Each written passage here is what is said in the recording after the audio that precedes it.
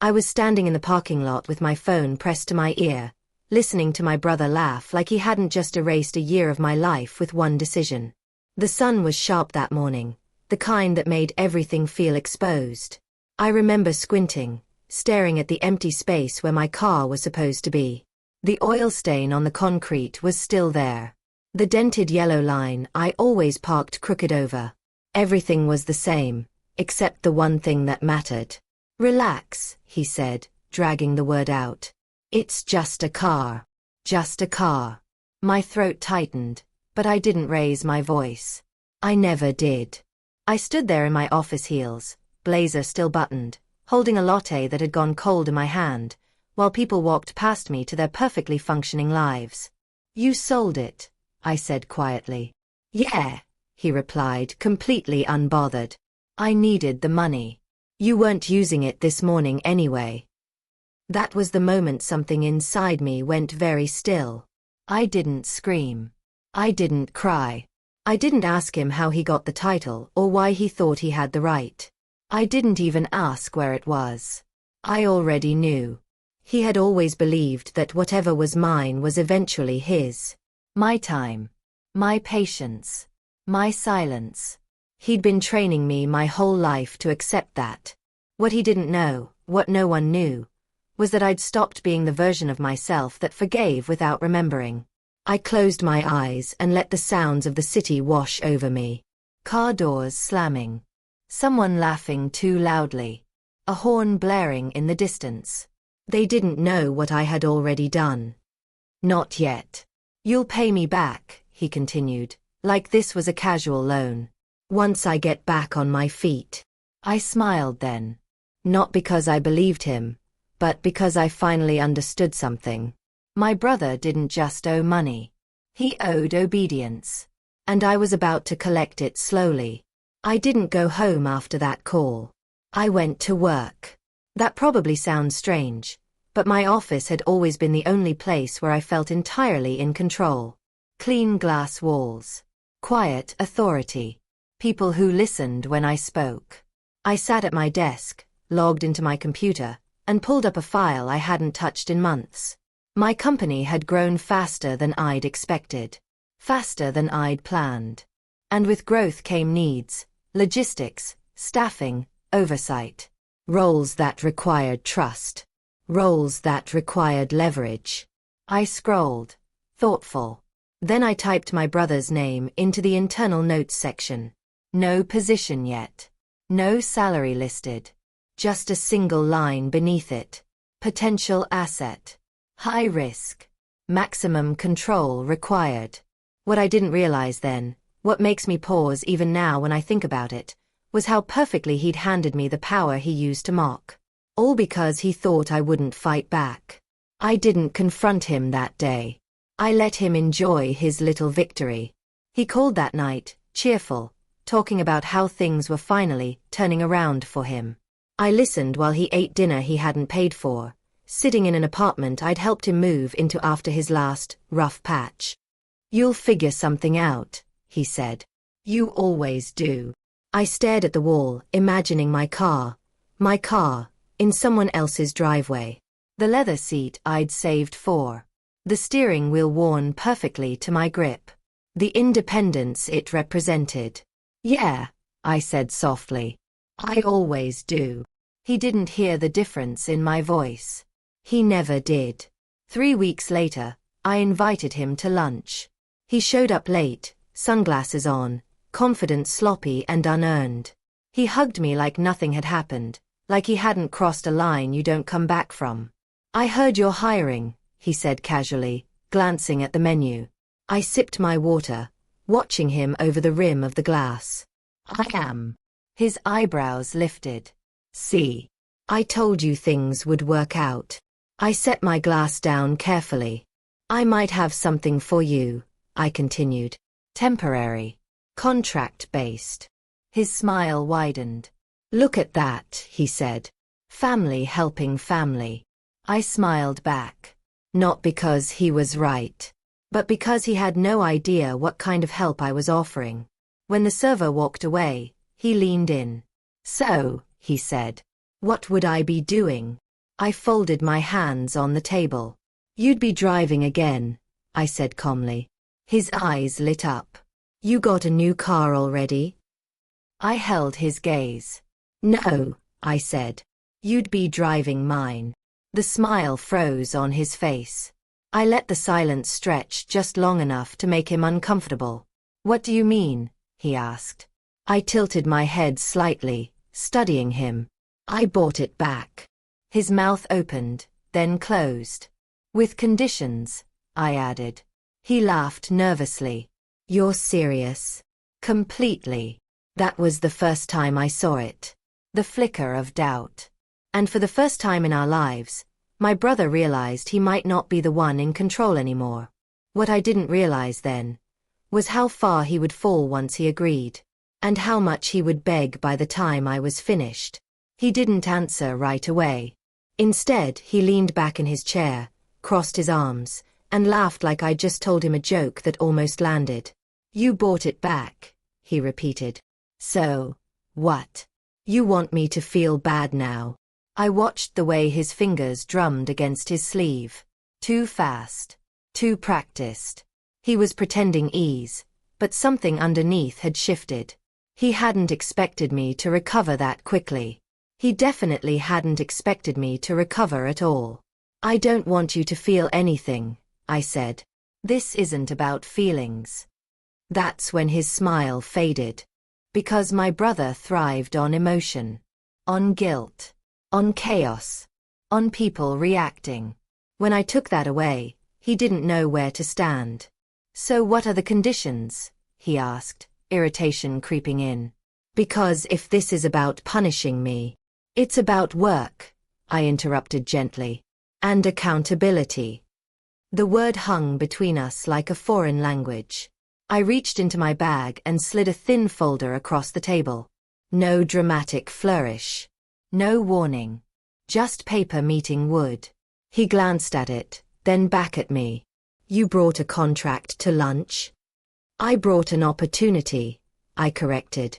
He scoffed but opened it anyway. I watched his eyes move as he read.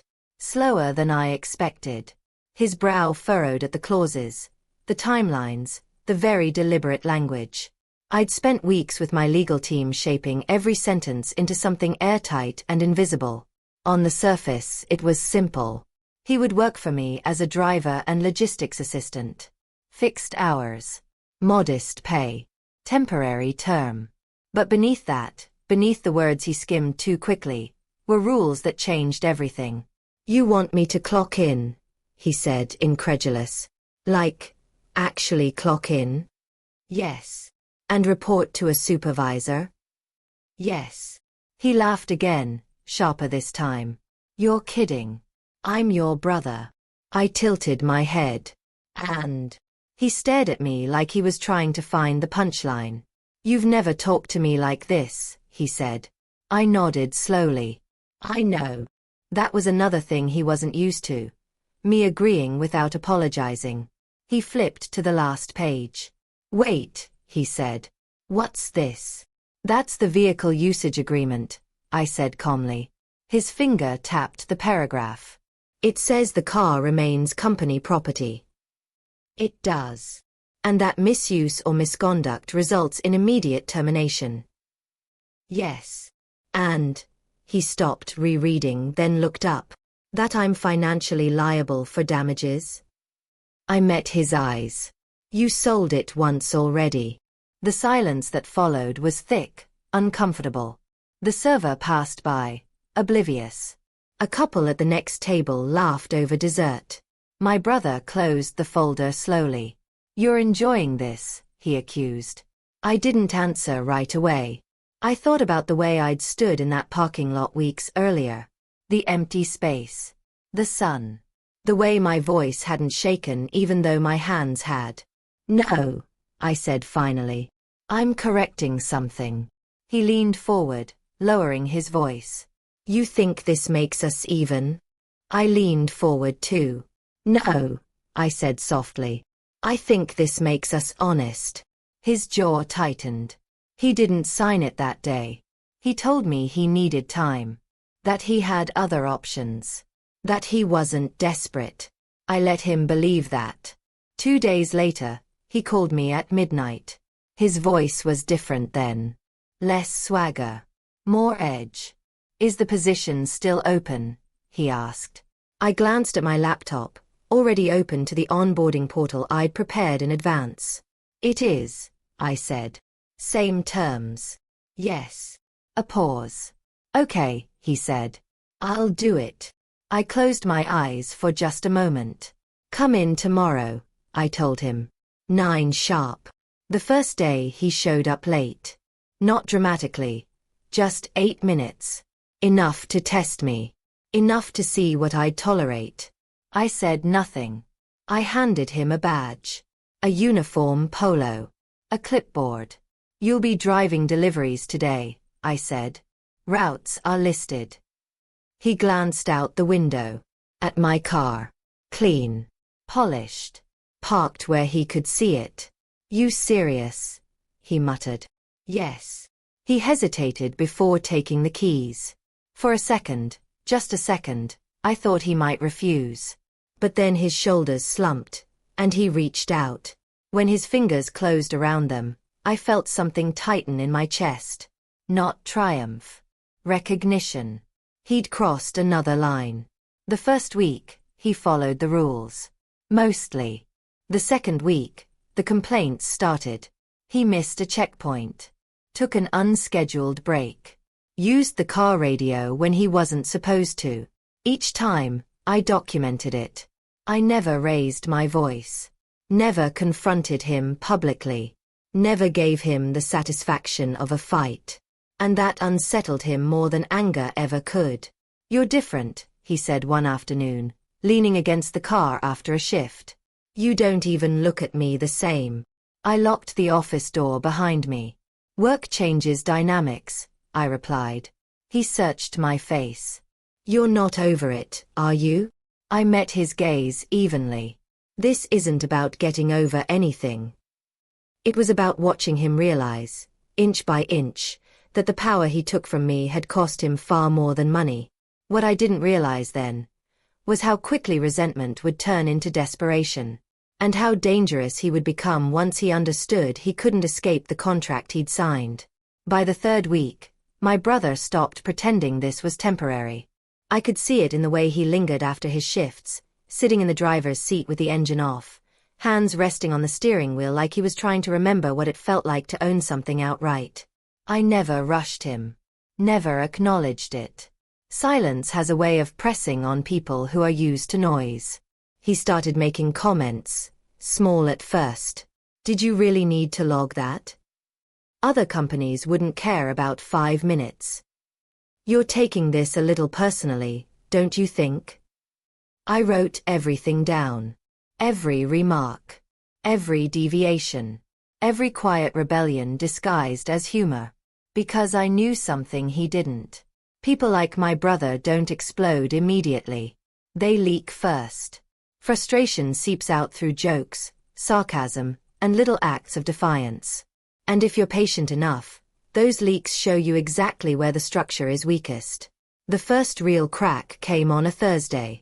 I was in my office reviewing reports when my assistant knocked, her expression tight. "Your brother didn't complete his final route," she said. "The car's still out." I checked the tracker. He was parked. At a bar. I didn't react.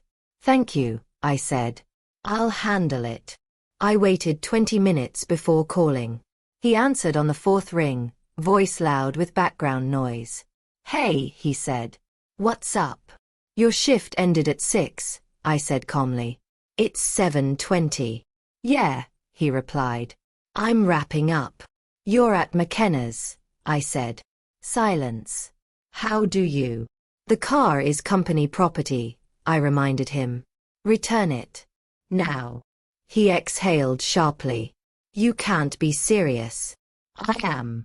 "Jesus," he muttered. "You're acting like some corporate tyrant." I closed my eyes. "No," I said. "I'm acting like an employer." He laughed, bitter this time. "You really get off on this, don't you?" I didn't answer. When he finally returned the car, he didn't come inside. He tossed the keys onto the front desk and walked out without looking at me. I documented the incident. And then I waited. The next day, he didn't show up. No call. No text. No excuse. I marked him absent. By noon, he stormed into my office. "You didn't even check on me," he said. I looked up from my screen. "You didn't notify your supervisor." "You're my sister," he snapped. I stood slowly. "And you're my employee," I said evenly. "Which means you follow the same rules as everyone else." He stared at me, breathing hard. "You think this makes you better than me?" I thought about that. "I think it makes us clear," I said. That was when his face changed. The arrogance gave way to something darker. Something wounded. "You always did this," he said quietly. "Acted like you were above me." I felt a flicker of something then. Memory, maybe. Childhood evenings. Hand-me-down apologies. All the times I'd cleaned up his messes while he called it luck. I acted like I was responsible, I corrected. He scoffed. "You think selling that car ruined your life?" I didn't blink. "No," I said. "I think it revealed yours." He stepped closer. "For your information," he said, lowering his voice, "I had no choice." I met his gaze. "You always had choices," I said. "You just didn't like the ones that required sacrifice." For a moment, I thought he might say something unforgivable. Instead, he turned and walked out. But not before saying, "This isn't over." That night, I couldn't sleep. Not because I was afraid. Because I was calculating. I replayed his tone. His posture. The way he'd emphasized no choice. People say that when they're cornered. Or when they're hiding something worse. I opened my laptop and pulled up the financial disclosure he'd submitted during onboarding. Something I'd skimmed before. Something I read carefully now. There it was. A debt I hadn't seen coming. Not small. Not recent. And definitely not resolved. What I didn't realize then was that selling my car hadn't even covered half of what he owed. And the people he owed it to were far less patient than I was. The following week, his behavior shifted. He became compliant. Quiet. Almost polite. Too polite. He followed every rule. Arrived early. Left late. Logged everything meticulously. It should have reassured me. Instead, it chilled me. Because desperation doesn't disappear. It adapts. And my brother was adapting fast. I started noticing things. Extra phone calls in the parking lot. Nervous glances. A jumpiness he couldn't hide. Then one afternoon, I received an email from accounting. Unauthorized mileage discrepancy detected. I stared at the screen. The tracker showed routes he hadn't logged. Places he hadn't mentioned. And when I traced them, my stomach tightened.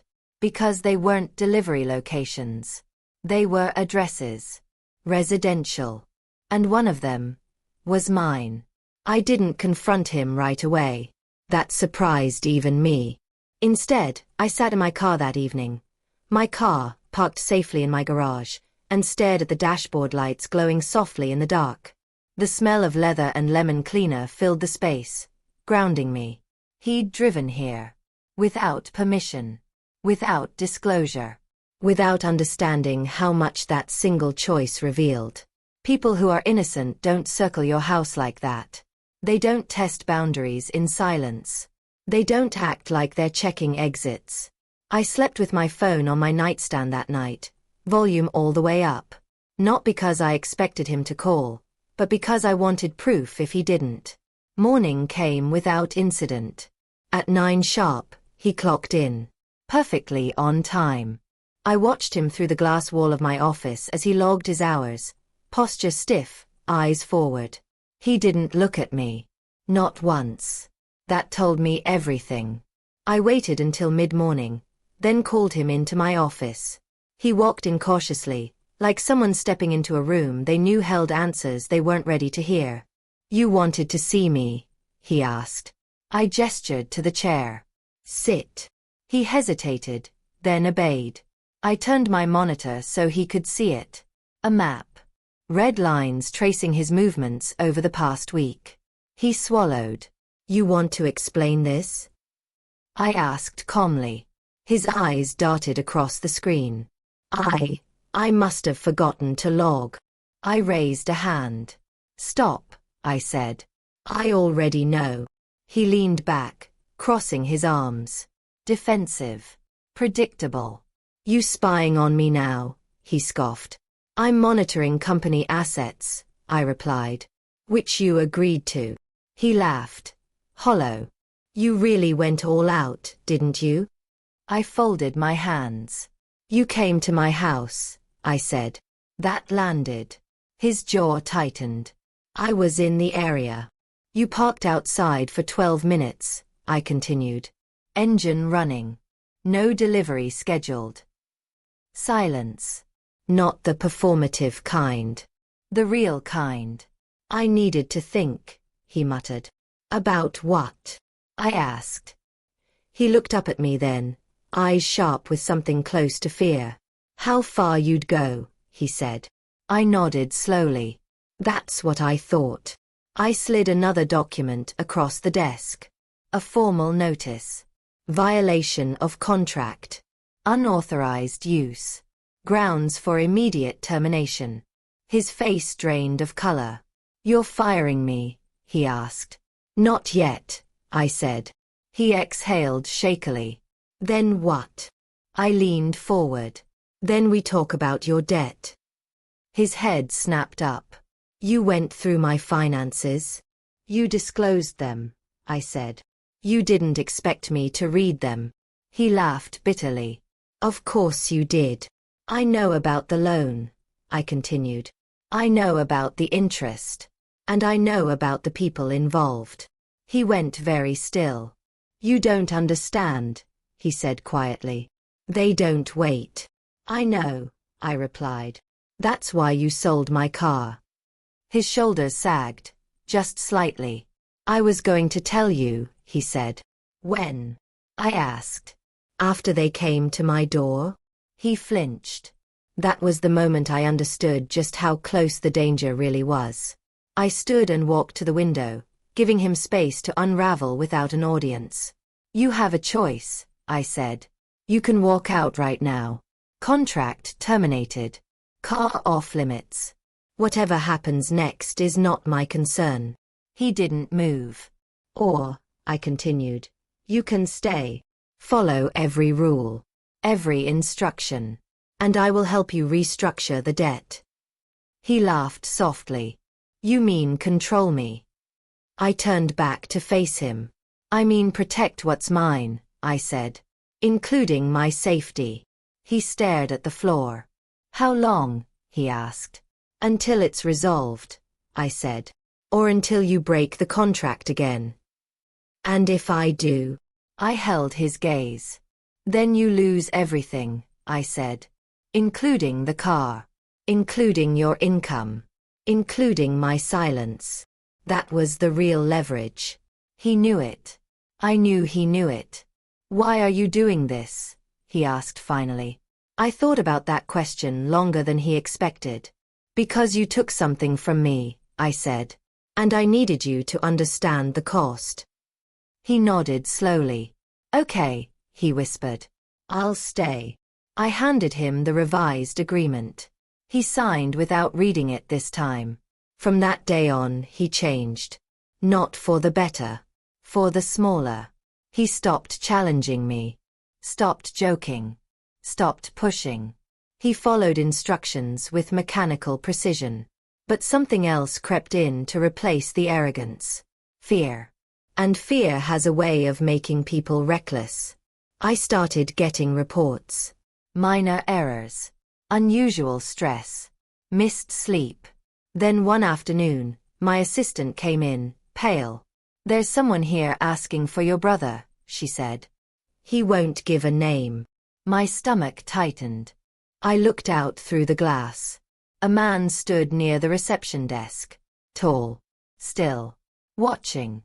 And I knew without a doubt that the situation was about to escalate beyond contracts and control. What I didn't realize then was that my brother was already planning something desperate. And this time, it wouldn't just cost him his pride. The man at reception didn't raise his voice. That was what unsettled me most. He stood with his hands folded neatly in front of him, posture relaxed, eyes scanning the office like he already owned a piece of it.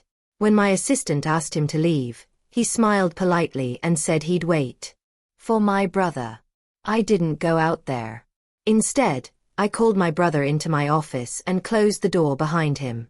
"There's someone here for you," I said. His face drained instantly. "I told you," he whispered. "They don't wait." I crossed my arms. "You didn't tell me they'd show up at my business." "They said they wouldn't," he snapped, panic bleeding through. "I swear." I looked at him then, not as a sister, not as an employer, but as a woman assessing a liability. "You broke the agreement," I said. "You put my company at risk." "I didn't invite him," he said. "I didn't even know he knew where I worked." "But you knew it was possible," I replied. He ran a hand through his hair, pacing. "Please," he said. Just let me talk to him. I'll fix this." I held up a hand. "You will not speak to anyone on company property without my permission," I said. "That's not negotiable." He stopped pacing. "What are you going to do?" he asked. I met his eyes. "I'm going to handle it," I said. "The way I handle everything now." I stepped out to the reception area alone. The man turned toward me slowly, his smile returning. "You must be the boss," he said. "I am," I replied. "Can I help you?" "I'm looking for your driver," he said. "We have unfinished business." "I don't believe you do," I said calmly. "He's under contract. Any personal matters should be handled elsewhere." The man chuckled softly. "Contracts don't mean much where I come from," he said. I smiled. "They do here," I replied. His eyes flicked past me, toward the office door. "You're protecting him," he observed. "I'm protecting my company," I said. "Which includes removing threats." That caught his attention. He studied me more carefully then, like he'd underestimated the terrain. "He owes money," he said. "A lot of it." "I'm aware," I said. "And it's being addressed." He tilted his head. "By you?" "Yes." A pause. Then, "You're brave." I leaned in slightly. "No," I said. "I'm prepared." I handed him a card. "A lawyer's number. And if you return," I added, "we'll involve law enforcement." He considered me for a long moment. Then he smiled again. "I'll let him know," he said. "Time's ticking." And just like that, he left. My brother was shaking when I returned. "You didn't have to do that," he said. "You don't know what they're capable of." I closed the door. "I know exactly what they're capable of," I said. "Which is why this stops now." He looked up at me. "What do you mean?" I took a breath.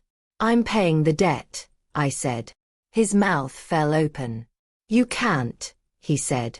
"It's too much." "I can," I replied. "And I will." He stared at me like I'd lost my mind. "But," I continued, "you're going to repay me." He swallowed. "How?"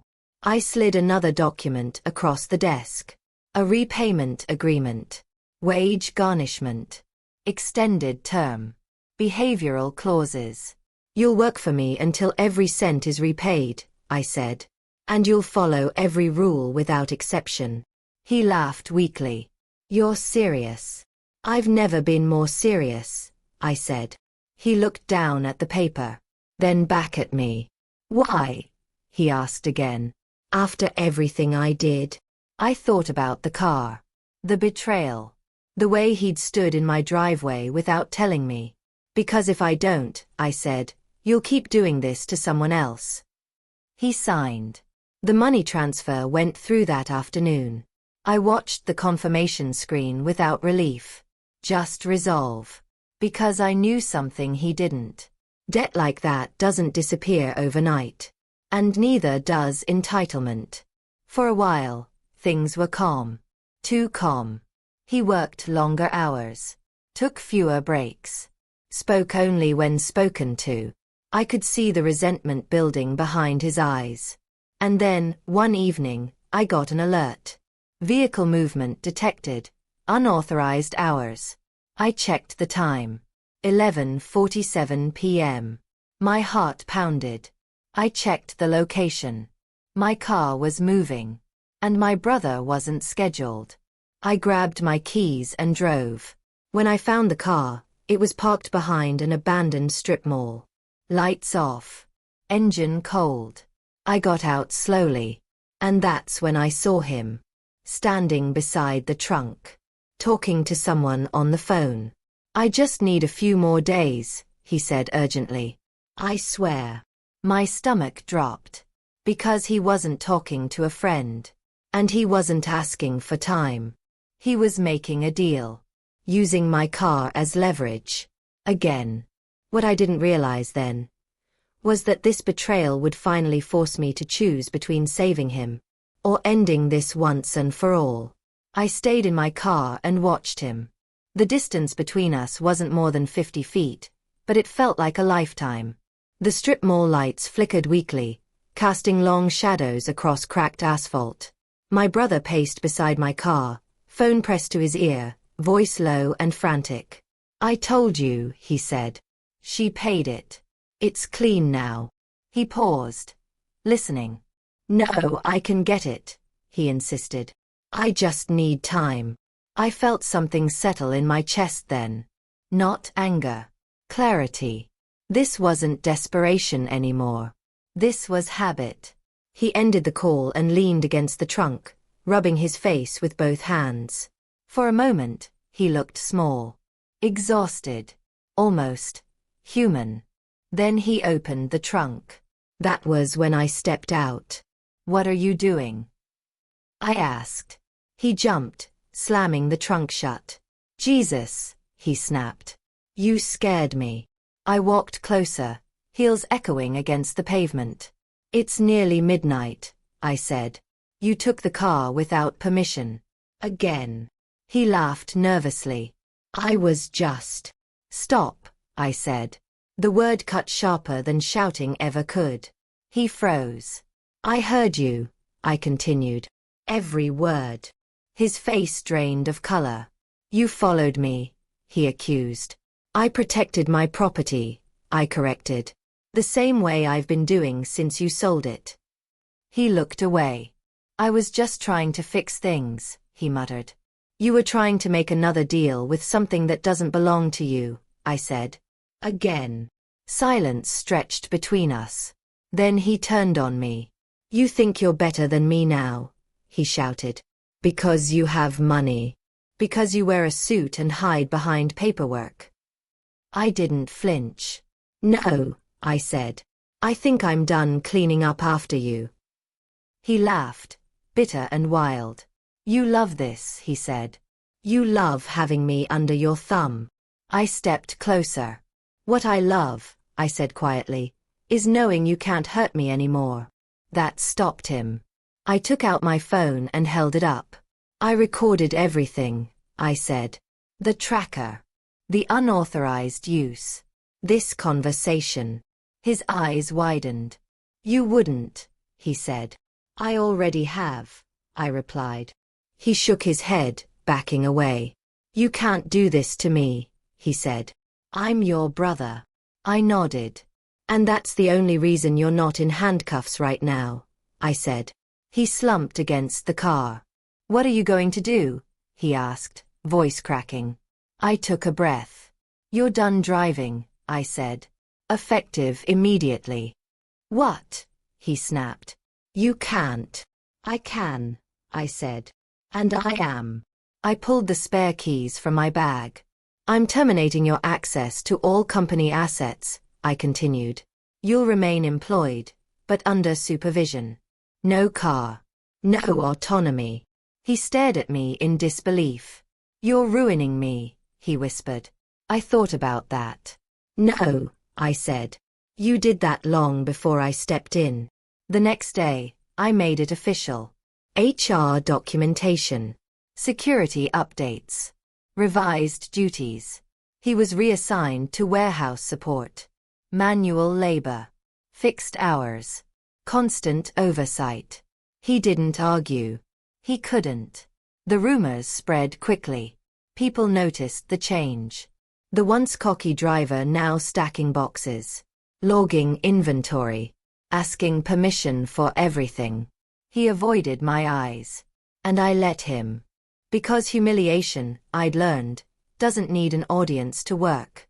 Weeks passed. The debt balance shrank slowly. So did his ego. Then one afternoon, he knocked on my office door. "Come in," I said. He stood there, thinner now. Quieter. "I want to apologize," he said. I didn't respond. "For the car," he continued. "For everything." I studied him. "Why now?" I asked. He swallowed. "Because I finally understand what it cost you." I leaned back. "Do you?" I asked. He nodded. "It wasn't just transportation. It was independence. Trust." I said nothing. "And I broke that," he added. I watched him carefully. People like my brother were excellent performers. "I accept your apology," I said finally. "But that doesn't change the terms." He nodded. "I know." As he turned to leave, he paused. "You're not going to fire me, are you?" he asked. I met his eyes. "That depends," I said. "On what you do next." That night, I checked the security logs one last time. No anomalies. No unauthorized movement. For the first time since this began, I felt steady. But something still lingered at the edge of my thoughts. A question I hadn't answered yet. Justice had been served. Control restored. But closure. That required one final decision. What I didn't realize then was that my brother had one last confession to make. And it would change the way I saw the entire betrayal. He asked to see me on a Sunday. That alone told me this wasn't about work. I was in my kitchen when the message came through. Short, careful, almost formal. "Can we talk?" Not as employer and employee. Just us. I stared at the screen longer than I should have. Then I replied with a single word. Yes. He arrived an hour later, standing on my porch like a guest instead of family. No swagger. No entitlement. Just a man waiting to be allowed in. I opened the door and stepped aside. He didn't comment on the house. Didn't joke. Didn't make himself comfortable. We sat at the dining table, the same one where he'd once borrowed money and promised, smiling, that he'd pay me back next month. He folded his hands in front of him. "I owe you the truth," he said. I nodded. "You always did." He took a breath. "I didn't sell your car just for the debt," he said. I felt my chest tighten, but I didn't interrupt. "I'd already lost most of the money before that," he continued. "Bad decisions. Worse people. I was drowning." I watched his face carefully. "And?" I asked. "And I was angry," he admitted. "At you." That surprised me. "Why?" I asked. "Because you were doing everything right," he said. "Because you got out. Because you built something real. And I hated that every time I failed, you were still standing." He swallowed. "The car wasn't just money," he said. "It was proof. Proof that you were ahead of me." Again. The room felt very still. "So you punished me," I said. He nodded. "I told myself you wouldn't really suffer. That you'd fix it. You always did." There it was. The belief that had fueled everything. My silence. My patience. My reliability. "You never thought I'd stop," I said. "No," he whispered. I didn't. I leaned back in my chair. That's why this happened, I said. Not the debt. Not the car. He looked up. It happened because you thought I was endless. His eyes filled, but no tears fell. I was wrong, he said. Yes, I replied. You were. We sat there for a long time. Then he said, I don't want to work for you anymore. I studied him. Why? I asked. Because I finally understand something, he said. Every day I stay, I'm reminded of what I lost. And what I almost took from you. I waited. I don't deserve your protection, he finished. And I don't want your control. I nodded slowly. The debt? I asked. I'll keep paying, he said. From somewhere else. I'll figure it out. I considered him. The man who once laughed while standing in the space my car used to occupy. The man who thought consequences were optional. All right, I said. His head snapped up. Really? You're resigning, I said. Effective immediately. Relief flooded his face, until I held up my hand. But, I added, the repayment agreement stands. Miss one payment, and the legal protections disappear. He nodded quickly. I understand. I stood and walked to the drawer by the door. When I returned, I placed something on the table between us. The keys. My car keys. His breath caught. I'm not giving you the car, I said calmly. I'm giving you closure. He stared at them. I want you to understand something, I continued. You will never drive it again.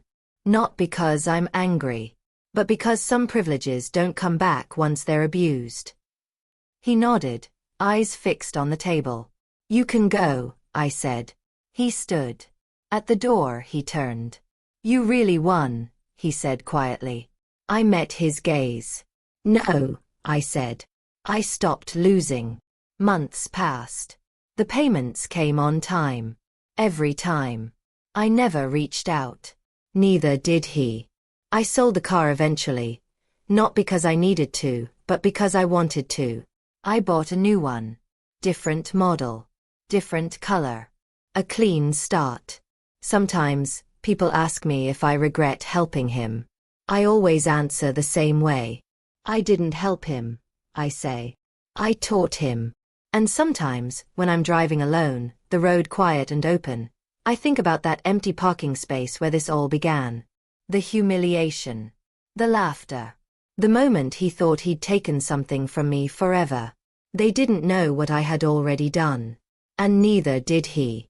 Thanks for listening. Don't forget to subscribe for more stories like this.